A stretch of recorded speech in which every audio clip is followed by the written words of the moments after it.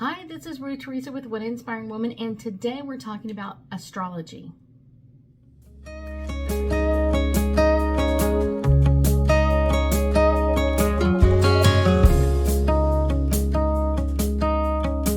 Astrology.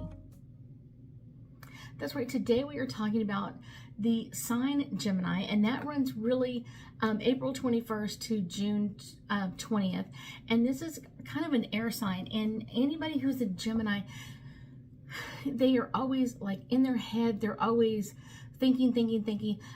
These people are usually great storytellers, journalists. They love to translate. They are ultimately the ultimate communicator. They're curious, and I will say more than anything else, they are adaptable to any situation. They're almost like a chameleon, kind of like if everybody's happy, then they're going to be happy. If everybody's sad, they're going to be sad. And they're really kind of very open-minded and very clever, and usually have some great sarcastic, not degrading remarks, but always sarcastic, kind of on that funny level. You're kind of like, okay, that is funny. I will say information is something that they just thrive on. Learning more about anything there is. If there's something that interests them, they're going to be looking it up on the internet, in a book, on the phone. They're going to be like searching for that answer, kind of like kind of always never getting tired of learning something new, or kind of be kind of always in that search of what's coming up next and how do I learn it and what can I learn from this. So I would say also they literally know a little bit about a lot of subjects. So it's kind of like they bounce around also. So they may be interested in this, but they're going to only learn to the extent where they're kind of like, okay, I feel like I figured it out and now I'm ready to move forward. And so they're going to be constantly that moving around, kind of moving things in.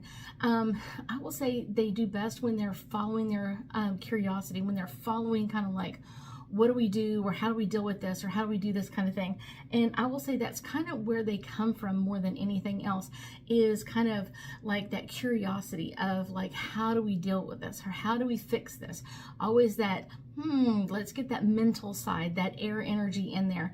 I will say they can seem a little bit of kind of ADHD at times, and that's who they are naturally. They're constantly going from one thing that excites them to the next, to the next, to the next.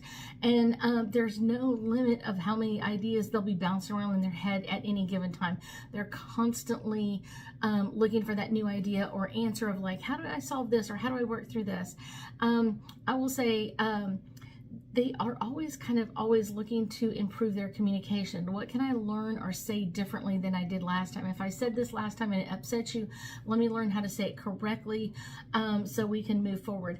And I will say they're always constantly moving in that communication, kind of like I always want to communicate better than I did last time.